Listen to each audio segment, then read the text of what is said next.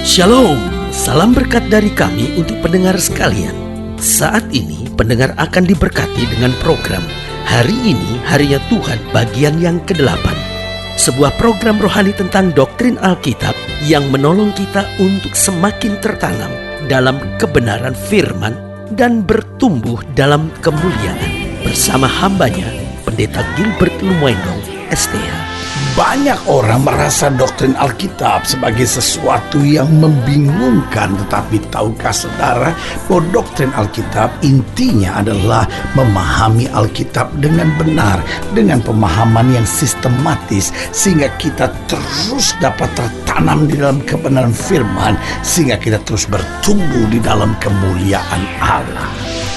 Buka hati saudara sekalian untuk menerima berkat-berkat firman-Nya hari ini. Kata gembala, maka yang timbul dalam pikiran kita adalah seorang yang bertanggung jawab terhadap domba-dombanya. Karena memang seorang gembala adalah seorang biasa, tetapi yang mempunyai tanggung jawab yang sangat luar biasa. Karena seluruh nasib dari domba-dombanya dipercayakan kepadanya. Nah, saudaraku yang kekasih dalam Tuhan, seorang gembala adalah seorang yang menuntun domba-dombanya. Karena gembala domba sangat berbeda dengan seorang pemilik kambing. Karena kambing biasanya mengambil jalannya masing-masing sendiri. Tetapi seekor domba adalah seekor binatang yang tidak mempunyai kekuatan apa-apa. Dia tidak mempunyai tanduk, dia tidak mempunyai gigi yang tajam, dia tidak punya cakar untuk mencakar musuhnya, dia juga tidak punya kecepatan berlari untuk menyelamatkan dirinya, sehingga domba ini sangat tergantung sekali dengan gembalanya. Gembalalah yang harus menuntun domba-dombanya, gembalalah yang harus membawa domba-dombanya ke padang rumput, gembala juga yang harus menuntunnya ke air. Dan ketika dia minum air sekalipun, gembala harus sangat berjaga-jaga, sebab kalau sampai ada salah satu domba, ada salah satu ekor domba yang tercebur di sungai itu, tercebur di danau, maka ketika basah dia punya kulit, basah dia punya bulu. Saudaraku yang kasih dalam Tuhan, domba akan punya bulu begitu tebal sehingga ketika dia basah bulunya, maka dia tidak mungkin akan keluar. Sehingga kalau sampai dia terpleset di sungai itu, dia terpleset di air itu, maka saudaraku yang kasih dalam Tuhan, jika gembala tidak cepat menyelamatkannya, maka dia akan mati. Begitu rapuhnya seekor domba. Tetapi gembala yang bertanggung jawab akan membawa rasa aman bagi domba-dombanya. Saudaraku yang kasih dalam Tuhan, Yesus memperkenalkan dirinya dan berkata, Akulah gembala yang baik. Berarti dia bertanggung jawab dan memberikan kepastian bagi kita. Haleluya, haleluya, haleluya. Selamat datang dalam program kita Hari Ini Harinya Tuhan. Sebuah program rohani yang membuka wawasan baru kita untuk menjadikan firman Tuhan sebagai dasar keseharian kita. Karena kita mengerti di dunia yang penuh dengan tantangan hari-hari ini, adalah dunia yang hanya bisa kita jalani dengan pemahaman yang benar tentang firman Tuhan. Karena orang-orang yang mengerti firman Tuhan, dia akan berjalan dengan teguh dan tangguh di muka bumi ini. Dan dalam program ini kita sedang membahas tentang Yesus adalah gembala yang baik. Saudaraku yang kasih dalam Tuhan, di salah satu ibadah Natal pada saat itu dihadiri oleh Bapak Presiden Republik Indonesia pertama, yaitu Insinyur Soekarno. Pada saat itu tema Natal pada saat itu yaitu Yesus gembala yang baik.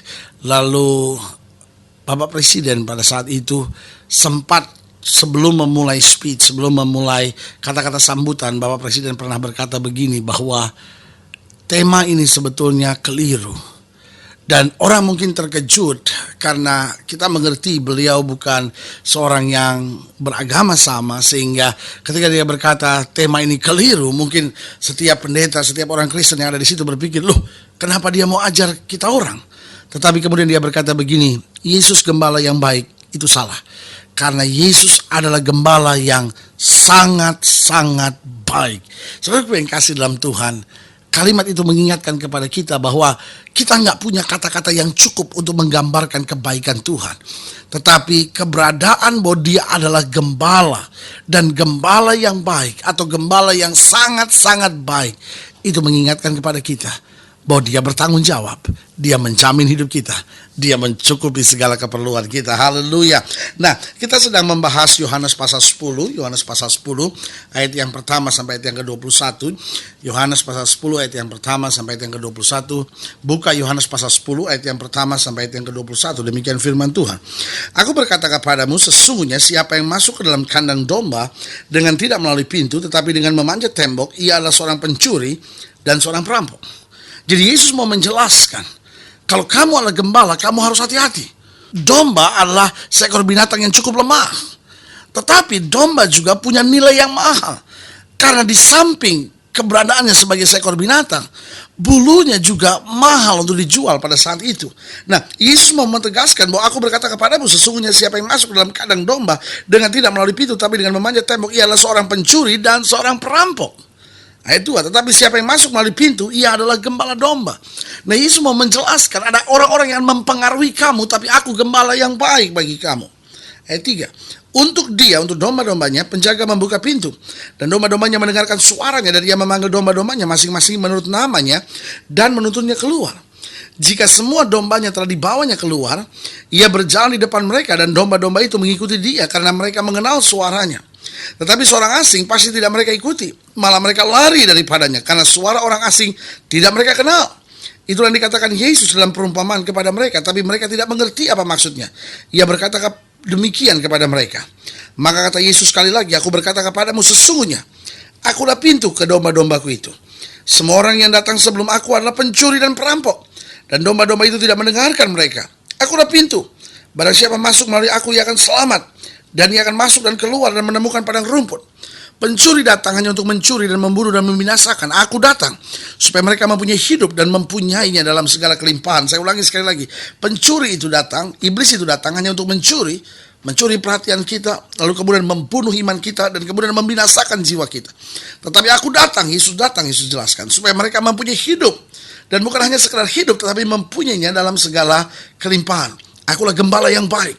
Gembala yang baik memberikan nyawanya bagi domba-dombanya. Sedangkan seorang upahan yang bukan gembala dan yang bukan pemilik domba itu sendiri, ketika melihat serigala datang, meninggalkan domba-domba itu lalu lari. Sehingga serigala itu menerkam dan mencerai-beraikan domba-domba itu. Ia lari karena ia seorang upahan dan tidak memperhatikan domba-domba itu.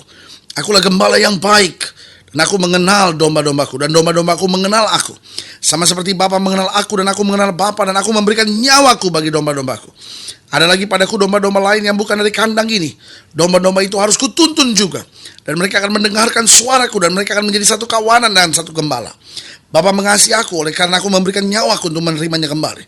Tidak seorang pun mengambilnya daripadaku, melainkan aku memberikannya menurut kehendakku sendiri. Aku berkuasa memberikannya dan berkuasa mengambilnya kembali. Inilah tugas yang kuterima dari Bapakku. Maka timbullah pula pertentangan di antara orang Yahudi karena perkataan itu. Banyak di antara mereka berkata, ia kerasukan setan dan gila. Mengapa kamu mendengarkan dia? Yang lain berkata, itu bukan perkataan orang yang kerasukan setan. Dapatkah setan memelihkan mata orang buta? Saudaraku yang kasih dalam Tuhan, Yesus menjelaskan bahwa di sekitar domba akan ada 3 hal. Yang pertama adalah pencuri domba. Nah, ini harus diwaspadai. Lalu yang kedua adalah gembala-gembala upahan yang hanya mengembalakan sejauh aman. Tetapi jika serigala datang, maka akan dihancurkan. Dia akan lari, dia akan meninggalkannya. Tapi yang ketiga, Yesus mau menjelaskan tentang gembala yang baik. Nah, Yesus mau menempatkan dirinya sebagai gembala yang baik yang bertanggung jawab. Berarti kita harus waspada terhadap pencuri. Kita harus waspada terhadap serigala. Kita juga tidak bisa menyerahkan hidup kita kepada gembala-gembala upahan. Hanya Yesus gembala yang baik akan bertanggung jawab buat kita. Itu sebabnya ayat yang sangat terkenal dalam Alkitab, dalam Mazmur 23. Daud sendiri berkata apa? Tuhan adalah gembalaku. Daud memperkenalkan Allahnya sebagai Yehovah Roi. Apa artinya Yehovah Roi? Roi itu berasal dari kata Ibrani roe, yang artinya to feed, atau dalam bahasa Yunani disebut poimen. Poimen ini artinya dalam bahasa Indonesia kurang lebih terjemahan bebas, saya bilang begini, memberi makan dengan tetap hingga tidak akan pernah kelaparan. Jadi bukan sekedar menyuapi, tapi poimen ini berarti memberi makan tetap hingga tidak akan pernah ada dalam masa kelaparan. Nah, pertanyaannya, mengapa Yesus memperkenalkan dirinya sebagai gembala yang baik, yang menjadi Yehovah Roi, yang akan menjadi Allah yang memberi makan secara bertanggung jawab sehingga kita tidak pernah kelaparan. Mengapa Yesus memperkenalkan dirinya sebagai gembala yang baik? Yang pertama saya pelajari kenapa dia adalah gembala yang baik. Karena kita adalah domba-domba yang mudah tertipu. Dengan lain kata Yesus bilang, hei aku gembala, kamu hati-hati. Kenapa? Karena kita adalah domba-domba yang mudah tertipu. Nah pertanyaannya, kenapa kita mudah tertipu? Tahukah saudara? Ada banyak orang yang sebetulnya hidupnya ingin baik, tetapi kenapa dia akhirnya terlibat dengan obat terlarang? Jawaban saya sederhana, karena dia tertipu. Kenapa ada orang hamil di luar nikah? Jawaban saya sederhana, karena tertipu. Jawaban saya sederhana, kenapa orang sudah menikah lalu punya istri simpanan? Kenapa orang sudah menikah tertarik dengan pria lain? Kenapa terjadi perselingkuhan dalam keluarga? Jawaban saya sederhana, tertipu. Karena dia pikir, oh istrinya nggak bisa membahagiakan dia, wanita ini pasti bisa, pria ini nggak bisa membahagiakan dia, suaminya sudah mengecewakan dia, nah semuanya sudah menyakiti dia. Nah mungkin temannya ini, sahabatnya di kantor ini, mungkin bisa membahagiakan dia. Saudaraku yang kasih dalam Tuhan, sebagai hamba Allah perlu saya tekankan, saudara tertipu. Karena hanya dengan kebenaran kita dapat melihat kemuliaan Allah.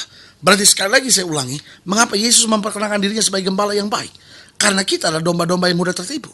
Pertanyaannya, kenapa kita mudah tertipu? Karena iblis menyamar sebagai malaikat terang. Sehingga kadang-kadang kita pikir, kalau kita nggak sungguh-sungguh dalam kebenaran firman Tuhan, kita pikir, oh jangan-jangan ini malaikat terang. Padahal iblis menyamar seperti malaikat terang. Yang kedua, kenapa kita mudah tertipu? Karena kita adalah makhluk yang terobsesi untuk diberkati.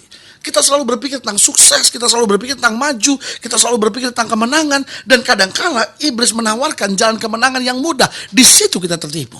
Dan yang ketiga, kita adalah makhluk yang mudah terpengaruh. Selalu saya bilang begini, kalau saudara punya seekor anjing, saudara taruh bersama-sama dengan ayam, selama 2 tahun saudara piara anjing dan saudara piara ayam. Saudara tahu apa yang terjadi? Ayam tidak pernah menggonggong dan anjing tidak pernah kukuruyuk. Kenapa? Karena keduanya tidak akan pernah terpengaruh. Tapi tahukah saudara, jika seorang Batak tinggal di Pulau Jawa, tinggal daerah Jawa Tengah gitu maksud saya, selama 2 tahun, maka tiba-tiba dia bisa medok suaranya, ya kan?